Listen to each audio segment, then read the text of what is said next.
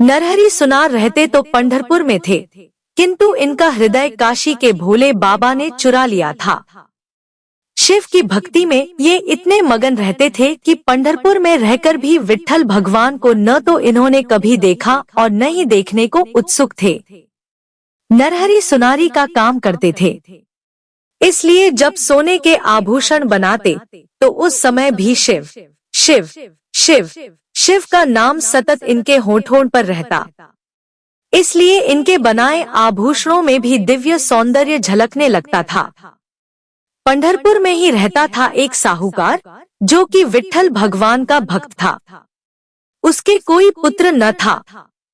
उसने एक बार विट्ठल भगवान से मनौती की कि यदि उसे पुत्र हुआ तो वह विट्ठल भगवान को सोने की करधनी, कमरबंद या कमर पट्टा पहनाएगा। विट्ठल भगवान की कृपा से उसके पुत्र उत्पन्न हुआ। वह खुशी से फूला न समाया और भागा भागा नरहरि सुनार के पास सोना लेकर पहुंचा और बोला, नरहरि जी, विट्ठल भगवान ने प्रसन्न होकर मुझे पुत्र प्रदान किया है। अतः मनौती के अनुसार आज मैं विट्ठल भगवान को रत्नजड़ित सोने की करधनी पहनाना चाहता हूँ। पंढरपुर में आपके अलावा इस प्रकार की करधनी और कोई नहीं गढ़ सकता। इसलिए आप यह सोना ले लीजिए और पांडुरंग मंदिर में चलकर विट्ठल भगवान की कमर की नाप ले आइए और जल्दी से करधनी तैयार कर दीजिए। विट्ठल भगवान का नाम सुनकर नरहरि जी बोले, भैया, मैं शिवजी के अलावा किसी अन्य देवता के मंदिर में प्रवेश नहीं करता, इसलिए आप किसी दूसरे सुनार से करधनी तैयार करा लें। लेकिन साहूकार बोला, नरहरि जी, आपके जैसा श्रेष्ठ सुनार तो पंढरपुर में और कोई नहीं है, इसलिए मैं करधनी तो आपसे ही बनवाऊंगा। यदि आप मंदिर नहीं जाना चाहते हैं तो ठीक है, मैं स्वयं विट्ठल भगवान की कमर की नाप ला देता हूँ। नरहरि जी ने मजबूरी में इसे स्वीकार कर लिया। साहूकार विट्ठल भगवान की कमर का नाप लेकर आ गया और नरहरि जी ने उस नाप की रत्नजड़ित सोने की करधनी बना दी। साहूकार आनंद पूर्वक उस करधनी को लेकर अपने आराध्य देव विट्ठल भगवान को पहनाने मंदिर गया। जब पुजारी जी वह करधनी विट्ठल भगवान को पहनाने लगे तो वह करधनी कमर से 4 अंगुल बड़ी हो गई। साहूकार करधनी लेकर वापस नरहरि जी के पास लौटा और उस करधनी को छोटा करवा लिया। जब वह पुनः करधनी लेकर मंदिर पहुंचा और पुजारी ने वह करधनी विट्ठल भगवान को पहनानी चाही, तो अब की बार वह 4 अंगुल छोटी निकली। नरहरि जी ने करधनी फिर बड़ी की तो वह 4 अंगुल बढ़ गई।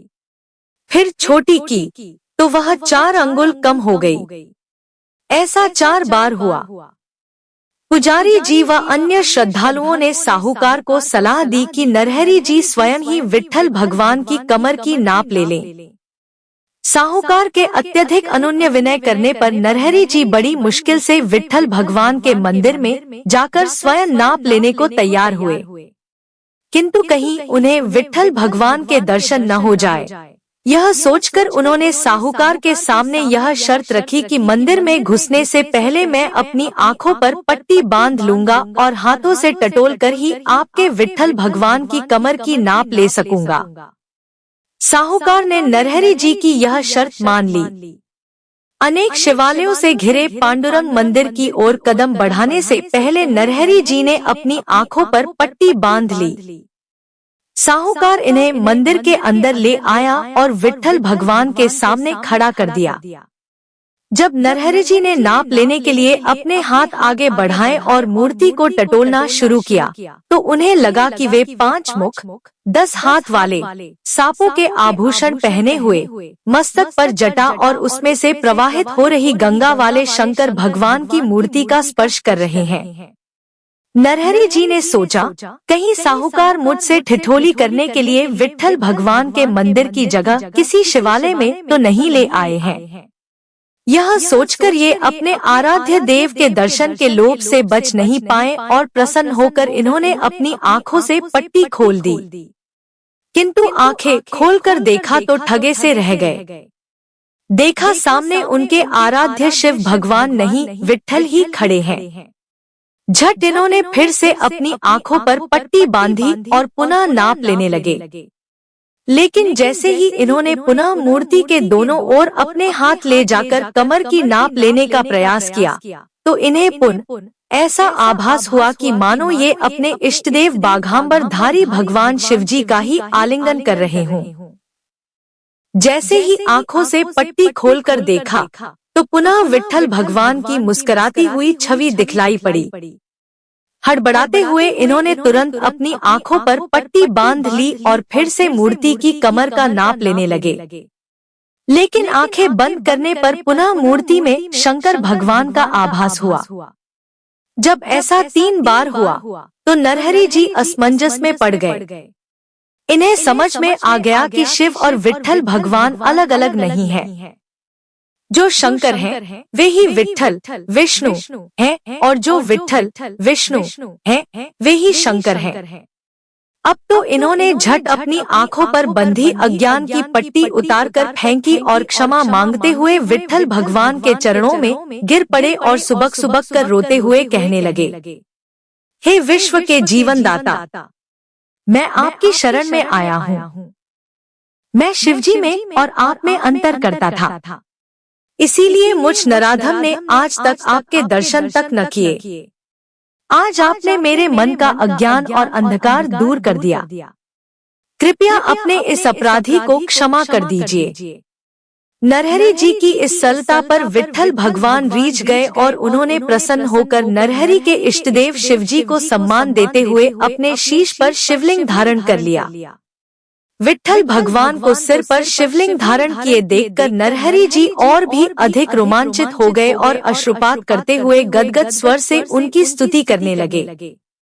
अब की बार नरहरि जी ने विट्ठल भगवान की कमर की नाप लेकर प्रेम पूर्ण हृदय से जो करधनी बनाई, वह उनकी कमर में बिल्कुल ठीक बैठी। विट्ठल भगवान को रत्नजड़ित करधनी पहने देख नरहरि जी और साहूकार भाव विभोर हो उठे। अब नरहरि जी विट्ठल भगवान को अपने इष्ट देव शिव भगवान का ही रूप मानने लगे थे। अतः ये विट्ठल भक्तों के वारकरी मंडल में शामिल हो गए। ये विट्ठल विट्ठल विट्ठल विट्ठल का भगवान नाम संकीर्तन करते हुए मस्ती में नृत्य करते। आज भी अपने सिर पर शिवलिंग धारण किए पंढरपुर के विट्ठल भगवान के दर्शन कर भक्तजनों को नरहरि सुनार की इस कथा की बरबस याद आ जाती है। वीडियो पसंद आई हो तो लाइक शेयर करें, साथ हाई चैनल को सब्सक्राइब करें। धन्यवाद।